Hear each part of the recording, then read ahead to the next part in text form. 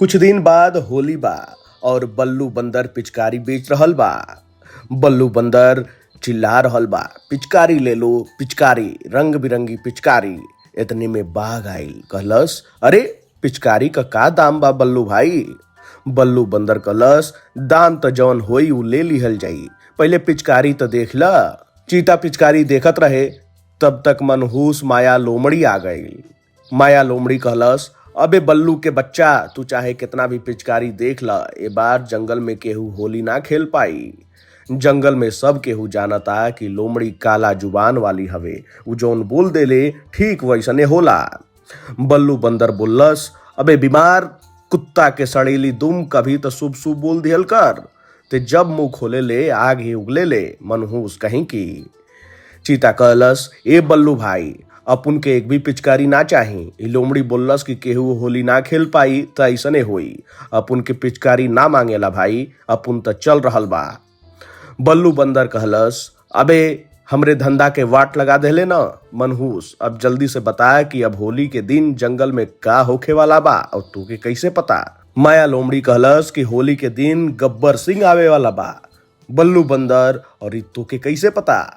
माया लोमड़ी कहलस, जब हम गब्बर के अड्डा के पास से गुजरत रहनी तब गब्बर सांबा से पूछत रहे, सांबा होली कब है होली?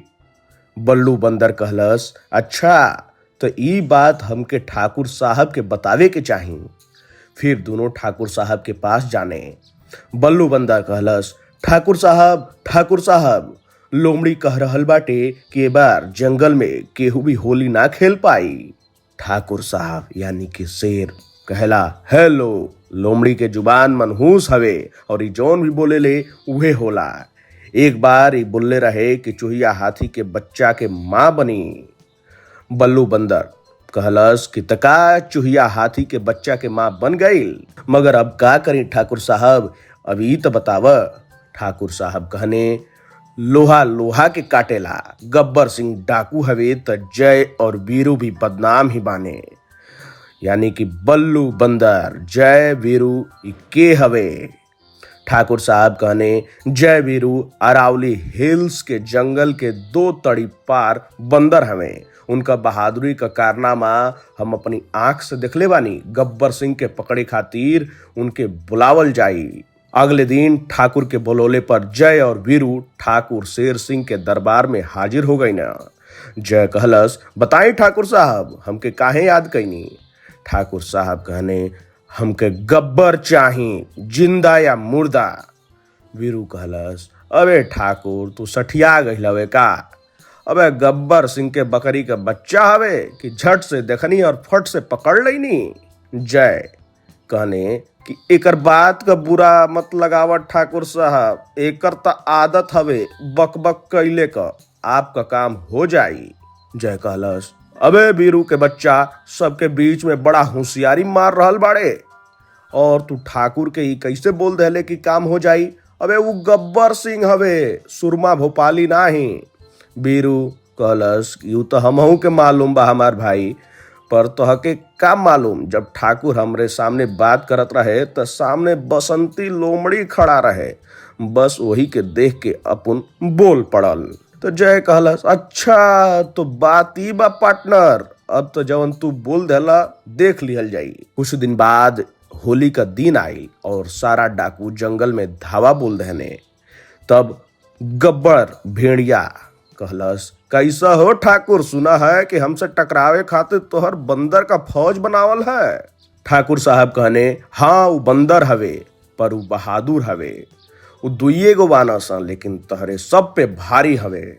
गब्बर भेड़िया ठहाका लगावे लागल, हा हा हा हा हा हा, मजाक अच्छा कर लेवेला ठाकुर, और आपन मजाक बनावे खातिर 2 गो बंदर ले आइला, लेकिन गब्बर के खौफ से तोहके एक ही प्राणी बचा सकेला, और वो खुद गब्बर।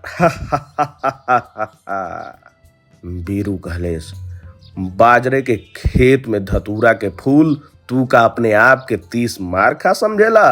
इतने में गब्बर भेड़िया कहलस, हाँ का कह रहल बाटे तोहार फौज ठाकुर? सांबा कालिया तो कह रहल बाटे कि 2 है तो दूसरा कहाँ है? कहाँ है दूसरा? तब तक जय का आवाज आयल, वो का है ना, आज होली है, यही से दूसरा वाला है ना, वो अपने छमिया बसंती लोमड़ी के साथ होली खेल रहा है। गब्बर भेड़िया, नहीं गब्बर के होत हुए केहू होली ना खेल सकेला। तभी बीरू और बसंती लोमड़ी आवत रहे। बीरू कहलस, कौन रोकी हमके? तू। गब्बर भेड़िया कहलस, हाँ हम। वीरू कहने, लेकिन का है, होली का त्योहार हवे, रंग का त्योहार हवे, गब्बर भाई प्यार और अमन का त्योहार हवे, ए पर तू इतना काहे से नफरत कर रहल बाड़ा? काहे हमार भाई? गब्बर भेड़िया कहलस, काहे कि आज के दिन हमार प्यार हमसे बेवफाई कैले रहे। एगो हिरनी के दिल और जान से चाहत रहनी, मगर वो बेवफा निकलल। बेवफा होली के दिन एगो लकड़बग्घा के साथ भाग गईल।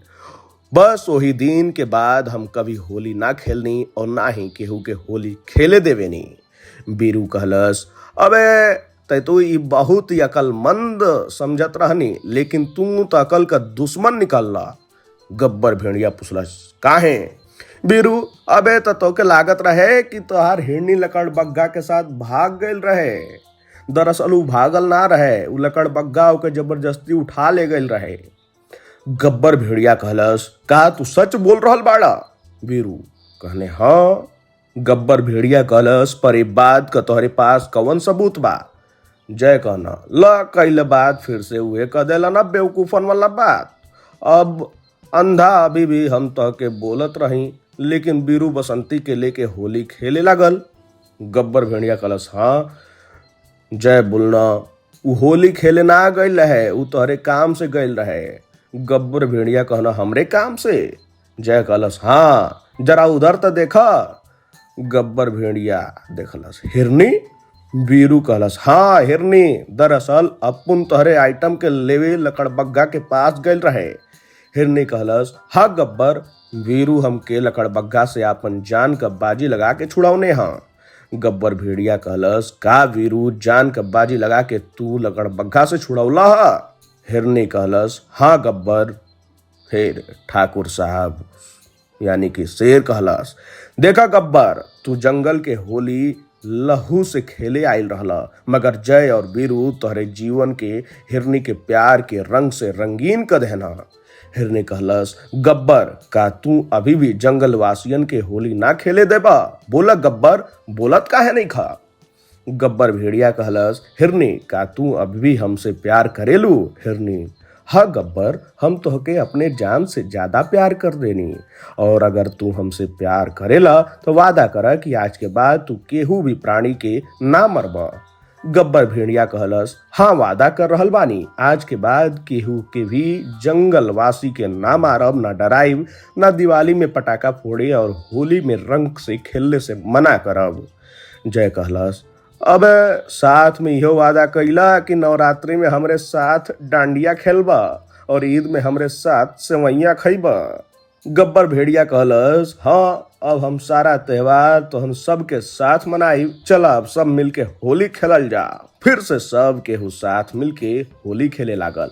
अरे भाई, होली का त्योहार होला ही ऐसन, होली के दिन दिल खिल जाला और रंग में रंग मिल जाला, गिला शिकवा भुला के दुश्मन भी गले मिल जाला। जय कहलस, अबे गब्बर के बच्चा, सबके जाते जाते हैप्पी होली तो बोल दा। गब्बर भेड़िया कहलस, हैप्पी होली, सबके हैप्पी होली।